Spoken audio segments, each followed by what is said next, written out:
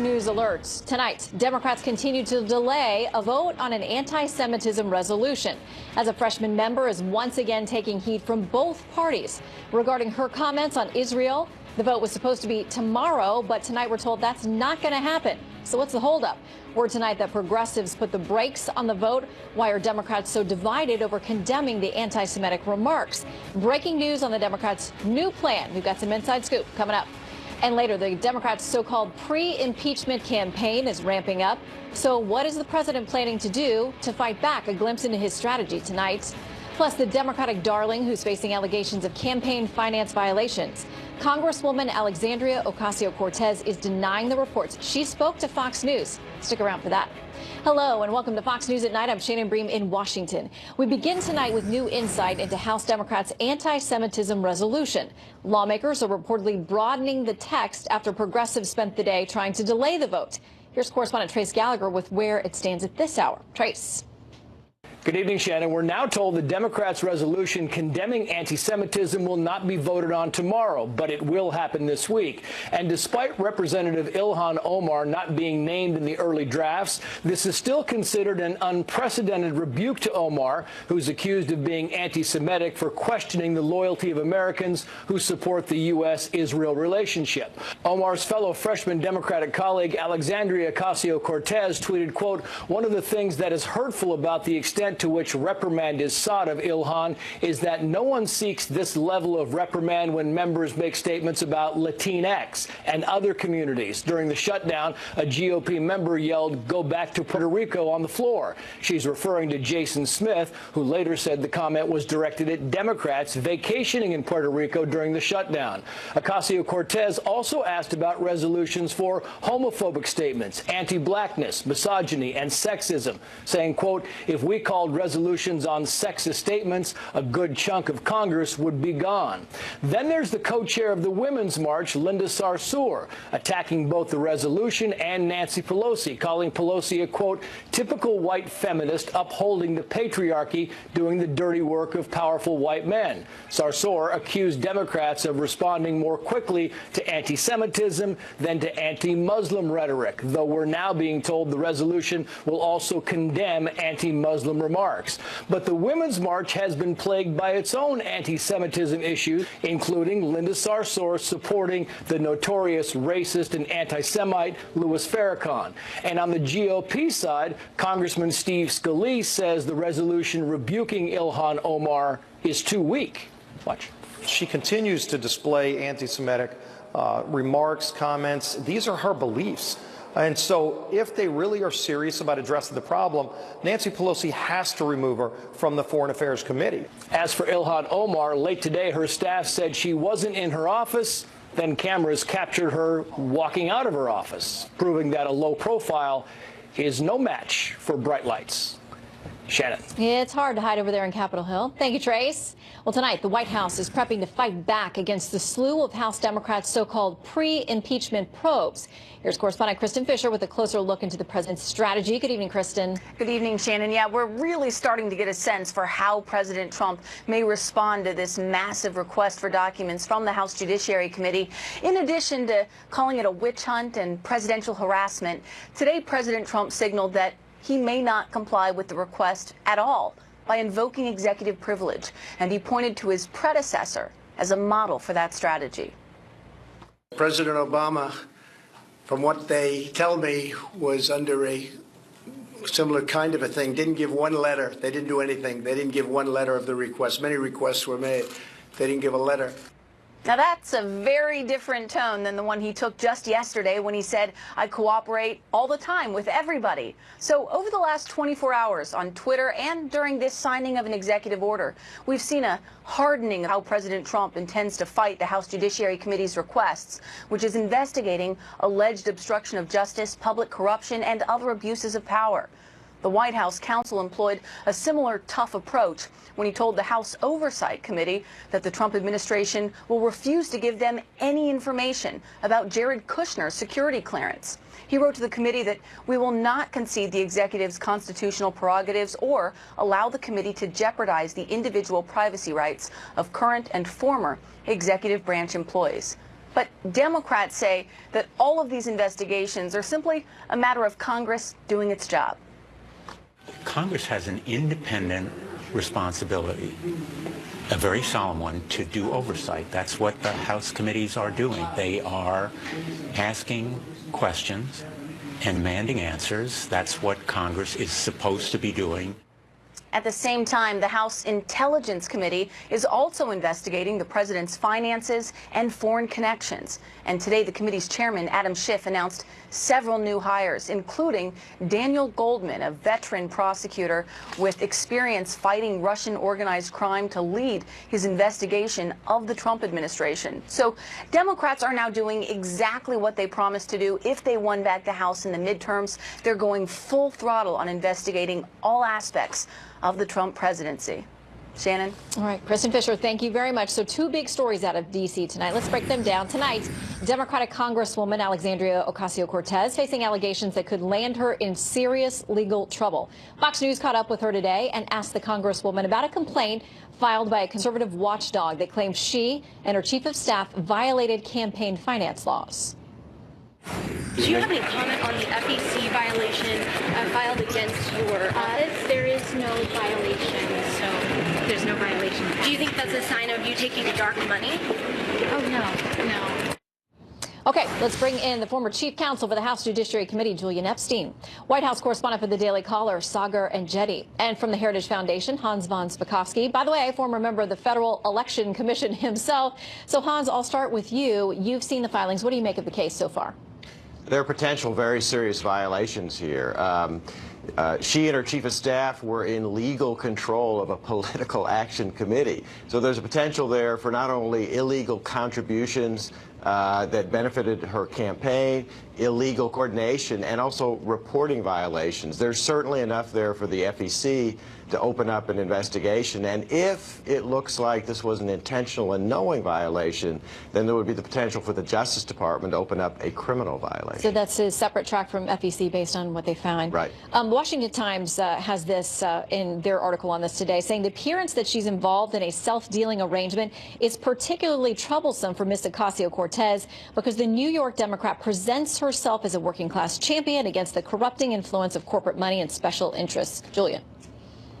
You know, look, the details of this are very, very sketchy at this point. There's 90% of the facts that we don't know and 10% that have been alleged.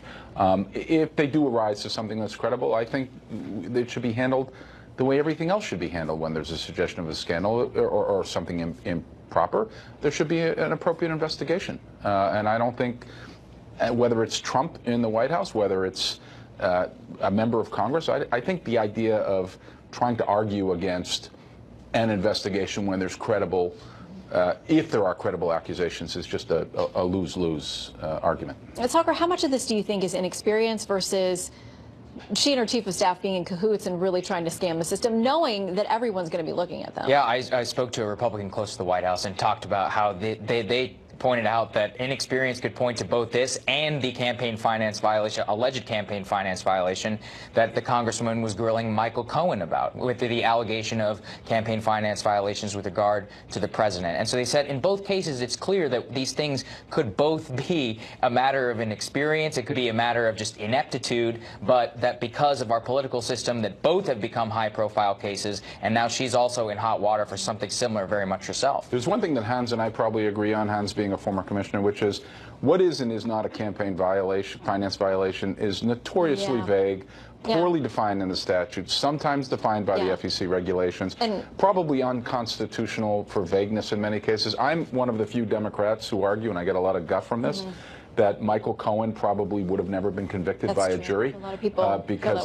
the law is just that ambiguous on hush money. Yeah, and I get a lot of guff there have been cases from the left on that show that are just a mess, and it's something that needs more clarity. We are long overdue for a clarification in statute about what is and what is not a campaign finance. Okay, I'm sure the Congresswoman doesn't want to be the subject of that case.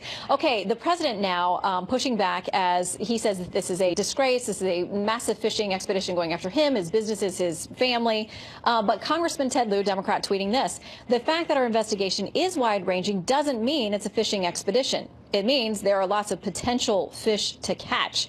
Hans, a lot of people are calling this the pre-impeachment phase. What do you make of it?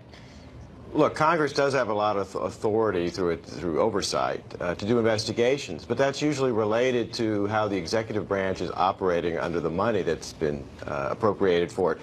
And also, if new legislation is needed. I haven't seen any of that here, and I haven't seen any specific evidence of actual violations of the law, which is usually a basis before you start an investigation. I have to say, Adam Schiff seems to be copying Joseph McCarthy in wanting to open up investigations when they don't actually have any evidence of any wrongdoing. Well, he says they do, and he has a gut feeling about it, and they keep saying, well, we need more facts, but they are making plenty of allegations in the meantime. Stephen Collinson, an analyst, has said this: it's basic politics for Democrats not to call their investigations an impeachment drive right now. To do so would hand the GOP a gift, as it claims the fix is already in, Sagar. Yeah, and you have several congressmen who have already come out and said that they believe that the president has obstructed for justice. Those are the pre-statements prior to the issuance of this. It's interesting when what Kristen was talking about earlier with the president's strategy towards this. He was citing President Obama's executive privilege. That was something that did not work out for President Obama when he cited executive privilege when it came to the Fast and Furious case. So it's setting down for a big showdown with the White House.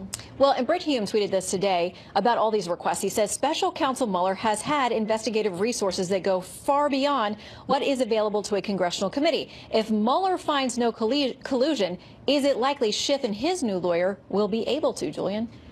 Well, there's a lot to unpack here, but I'm going to take the same position I took on the question on Cortez and the campaign finance, which is it seems to me untenable to argue that there shouldn't be investigations. You've got 37 indictments or guilty pleas at this point. You've got over 100 documented contacts during the Trump campaign and transition with the Russians. Don't think the special counsel is going to be able to handle this? Well, they have different purviews and they have different functions. As Hans just said, sometimes the Democratic investigation will look towards legislative reform, and there's a half dozen legislative reforms I can think of that could potentially come out of this. But 37 indictments or guilty pleas, 100 contacts. So again, if that's being handled by the special counsel, why do they need to go back and do all of the same requests for documents and the same people and the same information? Well, because this Congress looks at it through a different lens than the special counsel does. The special counsel is looking at impeachment lens? No. Not necessarily. The special counsel is looking at whether to prosecute or not prosecute. Period. End of case. It could make a recommendation on impeachment. Congress can be looking at impeachment. I don't think the impeachment case has yet been made. It might be made. We have to wait and see what the facts show. Congress could be looking at a whole host of other reforms. It could be looking at enforcement on the emoluments clause. It could be looking at whether there should be a statutory basis for prosecution of a president when he leaves office. When you're talking about the 100 contacts that were had with the Russians during the campaign and transition, sharing of intelligence information, the Trump team meeting with Russian officials at the Trump special counsel is looking at. Right, but there's a reason for Congress to have a separate process. One is because it may be looking at legislative reform. Two is, if you are going to do something, whether it's ultimately a decision on prosecution of the president or somebody else, or impeachment or somebody else, you have to make a public case on this. Yeah. The Federalist Papers 65 were very, very instructive on the question. Yeah. Very, very instructive on the question on impeachment. It was that it is a political question. You have to make a political case to the body politic and to the public. And we've heard a number of Democrats, including the House Judiciary Chair, but Mueller doesn't do that. saying, well, I'm making a public record now because I have to convince the American people before we go for impeachment. We've got to leave it there. And there's a lot to be said for that. Okay. All right, gentlemen, thank you very much. Good Thanks, Shannon. When we return, a viral video fueling outrage and controversy. A teacher's assistant in Virginia under fire for wrapping a student's neck and head in a MAGA flag. Just the latest in a growing list of incidents involving Trump supporters facing backlash. Plus, late-breaking news from Alabama, where a judge says an aborted fetus is a person with legal rights. Pro-choicers sounding the alarm tonight, but we're going to explain what it means. Baby Roe possesses a Great Again flag. It's gone viral. School district says it is investigating the incident. Meanwhile, an Oklahoma student facing charges tonight for a MAGA hat-related incident at that school, plus Arizona students who claim they were punished for wearing pro-Trump gear. Joining me now, Fox News contributor Richard Fowler and Fox News political analyst Gianno Caldwell. Welcome to you both. Good to have you with us. Good to be here, Shannon. Thank you. All right, I want to start with this Arizona case where some students have said they've had backlash, they've gotten suspended, the school taking issue with that over wearing MAGA gear and doing all these kinds of things. Apparently there was a party in the USA theme for the day, and a lot of these kids showed up in MAGA stuff. Here's one of the students who says he was suspended because of it. Everyone's still allowed to have their own political view. Obviously, the office had their own political view on it. That shouldn't affect the way you treat a student and how you discipline a student for something that's not even worth disciplining them for. Richard, your take. Listen, I tend to agree with these students here. I just remember going to high school in a time where you weren't allowed to wear hats at all, whether it was a MAGA hat, an Obama hat, an Orioles hat, a Marlins hat.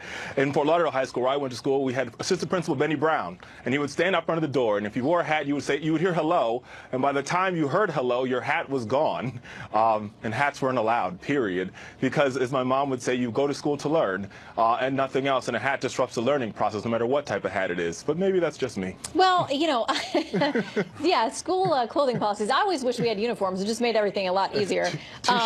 Perry High School from Arizona, there's a statement from them saying our administration has not and will not discipline a student for lawfully exercising their free speech rights. So, Gianna, there seems to be confusion over what exactly happened with these pro-Trump kids. Well, I'm not surprised, and I don't think any of us should be, considering the fact that we've had high-ranking Democratic officials talk about Maxine Waters, who said if you see a Trump official, get around, make a crowd, push back on them. When you think about what Madonna said in suggesting to blow up the White House, when you think about what Jussie Smollett has done, which he was essentially saying, like, hey, these Trump supporters are attacking me, which I think encourages violence or a pushback. I think this is particularly problematic, but we've seen an uptick in this. 76% of likely U.S. voters say that they fear political violence. So this isn't surprising to me, and I think it's something that has to stop, especially when you see the left continue to say we must preach tolerance, and they don't preach it themselves. It's problematic. Well, and apparently this case in Oklahoma, there was a student who encountered another kid that had a MAGA hat on and said to him, you better take it off. Do you want me to rip it off? There was some jostling, and then he apparently ripped the hat off the kid's head. He's facing a potential trouble now for that. You know, in the midst of that, Charlie Kirk tweets this. He says, in the same week the media discovered Jussie Smollett faked a hate crime, they ignored a man charged with pulling a gun on a couple wearing MAGA hats, a 14-year-old assaulted for wearing a MAGA hat, a woman being arrested for assault and battery against a man wearing a MAGA hat. I mean, Richard, listen, people need to have tolerance on all sides, but it's clear there are some uncomfortable feelings for folks out there who don't like the pro-Trump clothing. Listen, a hate crime is a hate crime is a hate crime. A duck is a duck is a duck. And if you attack somebody because of their political beliefs, I define that as a hate crime. I don't care how you split the Gucci on that one. That's just how I feel about that. Now, with that being said, I think we need more tolerance on both sides of the political aisle. And I think part of the problem is that right here in Washington, we have Democrats and Republicans that aren't willing to work together. We spend more time calling each other names instead of working across the aisle and trying to get things done for the American people. The president's just as responsible as Democrats are for that. And if we decide in Washington and our leaders decide that they're going to stop calling each other's names and work together, maybe, just maybe, the citizens will do the same. All right, let me get Gianni on here for final word, because, again, we follow the case of the Berkeley kid who got punched in the face for wearing a MAGA hat. So clearly there's some animus. And I agree with some of Richard's point there, but we got to admit that a lot of this stuff's happening to Republicans. The Breitbart website, they put together about 700 alleged incidents of political violence. That's something that we should be concerned about. If I mention a guy by the name of David Wilcox, who was in Chicago, who got beat up, and the guys yelled that he voted for Trump. So this has become very problematic on one side. We haven't seen as much as these incidents on the other. So I think that's something we all should be concerned about. A Pittsburgh synagogue just got shot up a couple weeks ago. I mean, hate crimes exist on both sides because we aren't having a conversation about the real issues affecting this country on both sides. We got to do that. But when you say that you're triggered by someone's hat and others think that you're provoking by wearing the hat, we do see an uptick. We got to leave it there. All right, gentlemen, thank you both for a good discussion. Good to see you, Shannon. You too. Thank you. All right, this is a Fox News alert. An Alabama court recognizing an aborted fetus as a person with legal rights, potentially opening up a brand new chapter in this country's very heated abortion debate. Correspondent David Spun is following this late-breaking story. David? Hey, Shannon, pro-choice groups are watching this one closely tonight, concerned about what happened in that small Alabama town and what it could mean on a larger scale. One pro-choice group sent out an email just this evening and said, quote, alarm bells should be ringing. Another called it a, quote, very scary case. But here's what's really going on in this Alabama case. Now, here is the complaint right here. It's 11 pages. It mentions a man by the name of Ryan Majors. He and his girlfriend conceived in early February 2017.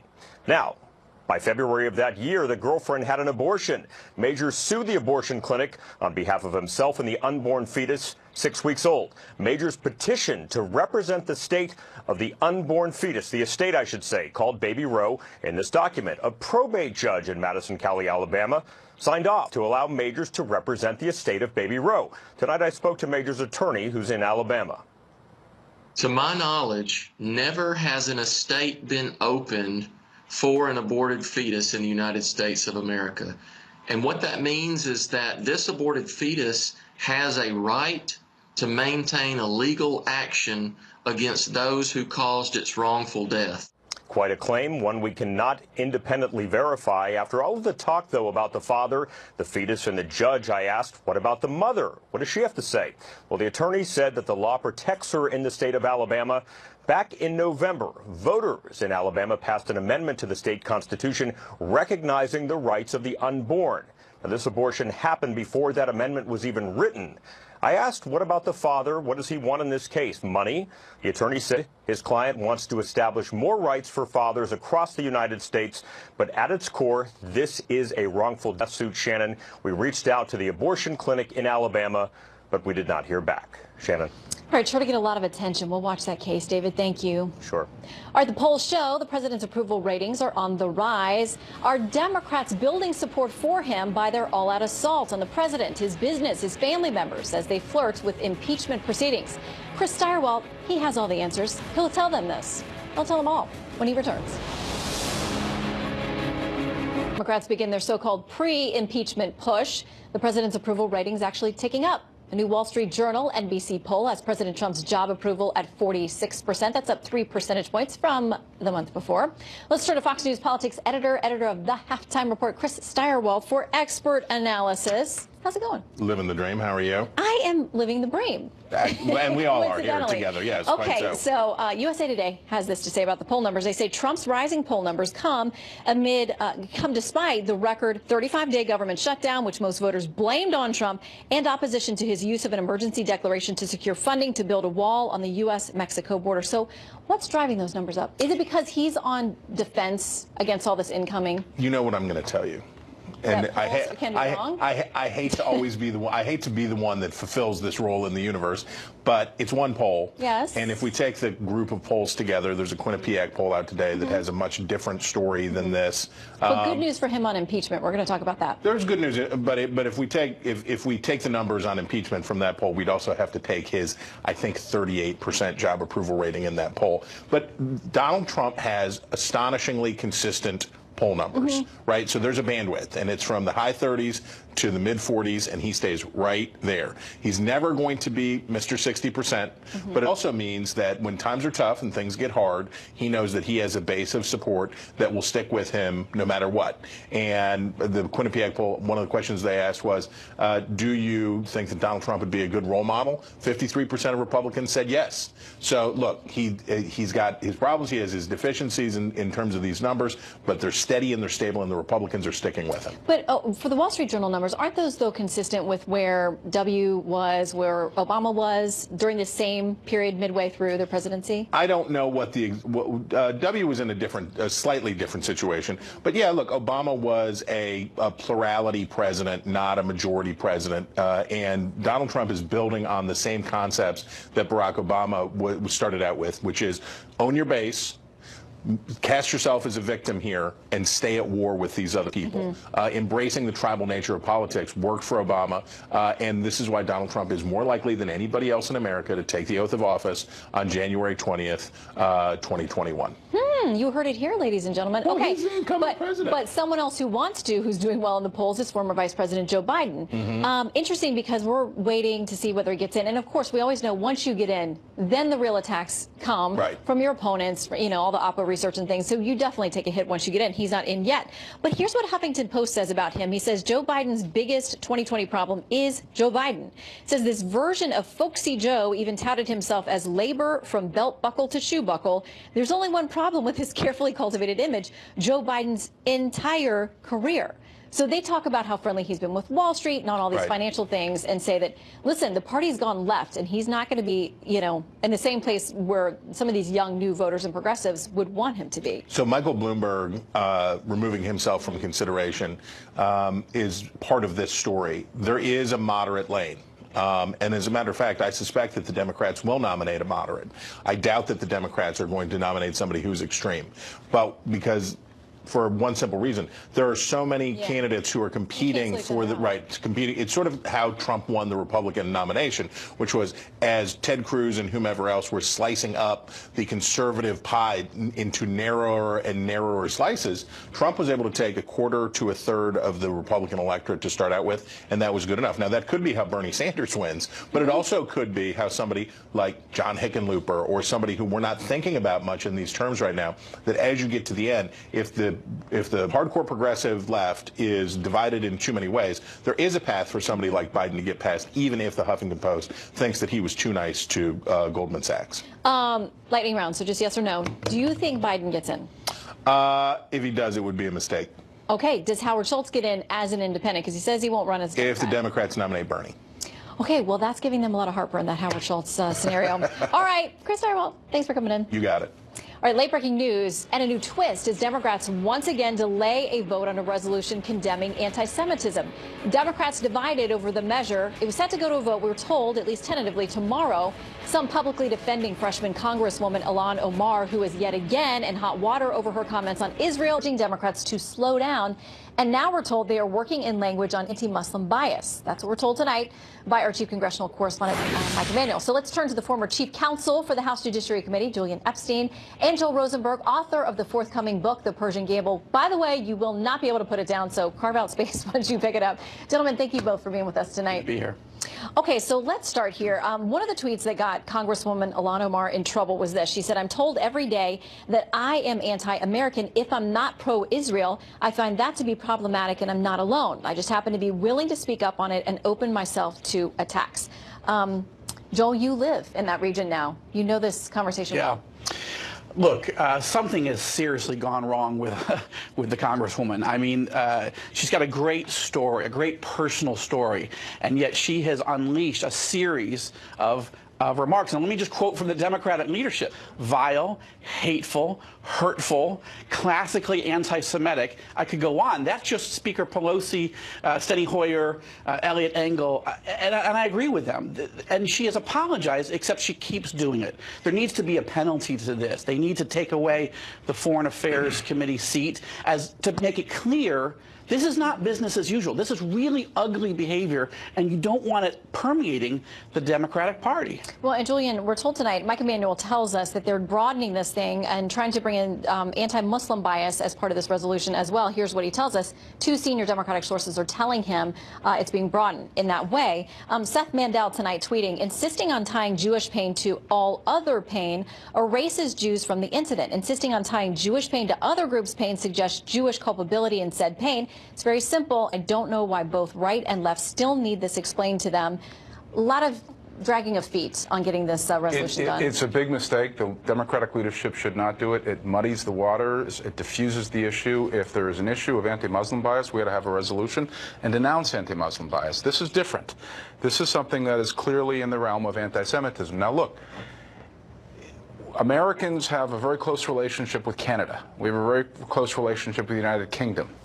And those who advocate and say those close alliances are never called out as having dual loyalties. But when Americans say we should have a close relationship with our major ally in the Middle East, Israel, the only democracy in a sea of either theocracies or dictatorships, the only democracy, when someone suggests that a strong alliance with that one ally that we have in the Middle East somehow suggests a dual loyalty, it's the oldest game in the book to delegitimize Jewish participation in the American political process. You don't really count. You have a secret agenda. You don't really, you as a Jewish advocate of Israel really have something else that's not about promoting what's in the Americans' interest. It's been around for decades. It is, in my mind, it is clearly anti-Semitic. It is not the first time this Congresswoman has done this. And I think the Democrats are, if you look at what's happening to the British Labour Party with Jeremy Corbyn right now, and anti-Semitism that's running rife inside the Labour Party in the UK, the reason why that has become such a problem for the Labour Party is because they didn't snuff it out. Nancy Pelosi did the right thing when the Congresswoman came out with a Benjamin's comment, and they had a resolution and they denounced it, and they should do the same thing here, and they shouldn't try to muddy the waters. They shouldn't try to muddy the waters and confuse it by lumping it in with everything else. I would agree with that, and I would just add that they really need to name her. We're all against anti-Semitism. Why has it come up this week? It's coming up for a very specific reason, and if they cloud the issue, it's not going to send a message to her and to her supporters saying this is absolutely unacceptable. And there's a terrible thing that's seeping in on the left right now that the left has got to stop in order to save itself. And they're saying, look, what Steve King did was much worse. What President Trump did by saying there's good people on both sides, the both sides argument, was much worse. That may be the case. I disagree. I think that both of those things were very, very problematic, and Steve King in particular, I think, was very bigoted in what he said. But that's besides the point. We should denounce those things when they occur on the political right. But when they occur on the political left, the left has got to be consistent. And when the left sees signs of anti-Semitic tropes or these old games where you try to delegitimize Jewish participation in American civics by suggesting their loyalty is really elsewhere. Why do you think that there's so much angst within the Democrats about trying to get this thing done and get it onto the ground? I mean, onto the floor there. I just described it. There's a vein inside the left that says, hey, what the right is doing is much worse. The bigotry on the right is much, much worse. And so what we don't want to, what we don't have is we don't have this false equivalency. And what this does is sets up a false equivalency, and it's really much worse on the right.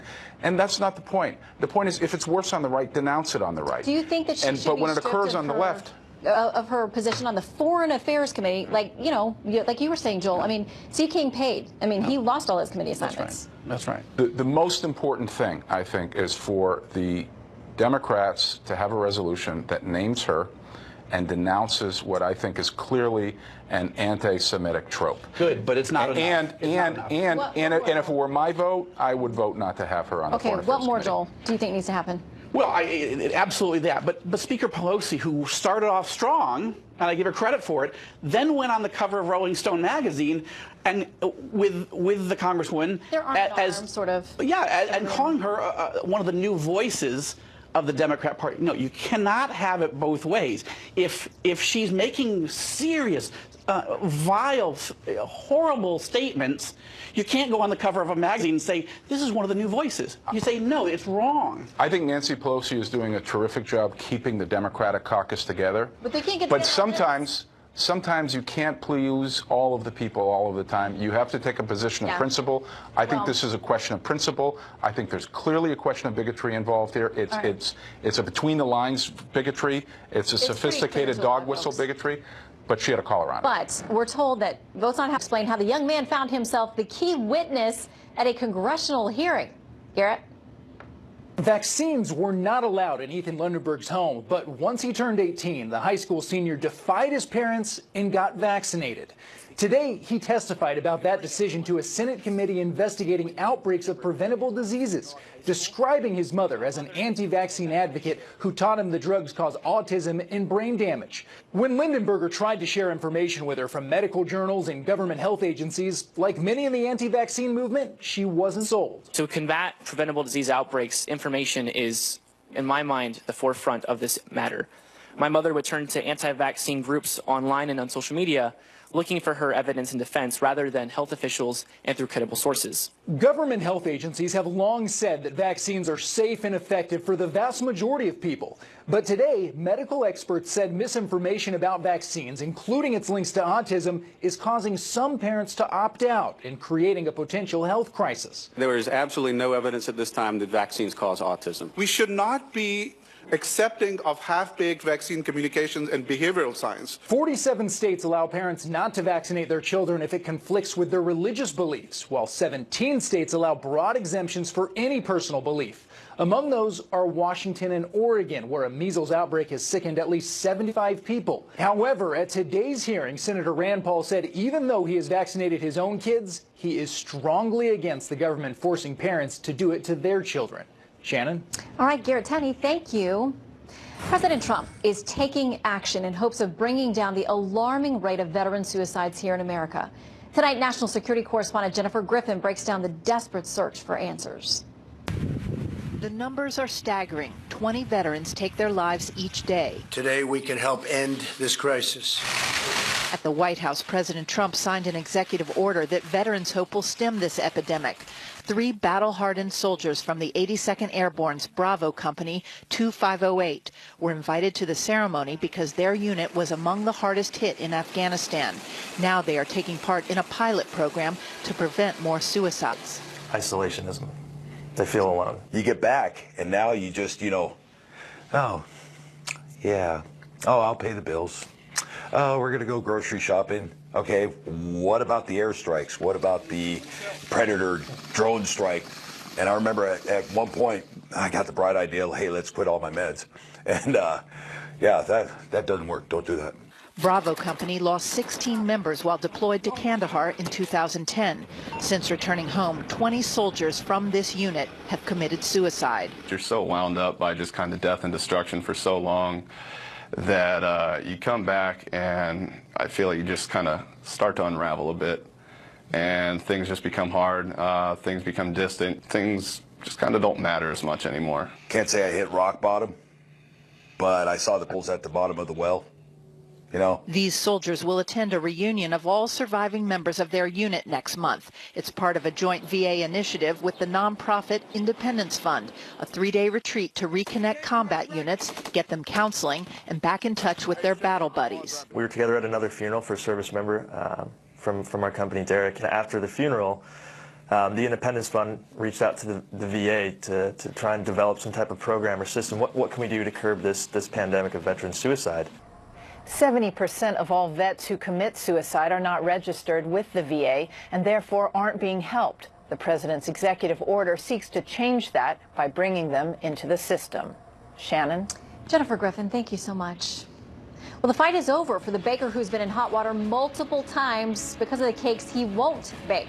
His latest case, Jack Phillips of Masterpiece Cake Shop in Colorado, was in hot water for refusing to bake a custom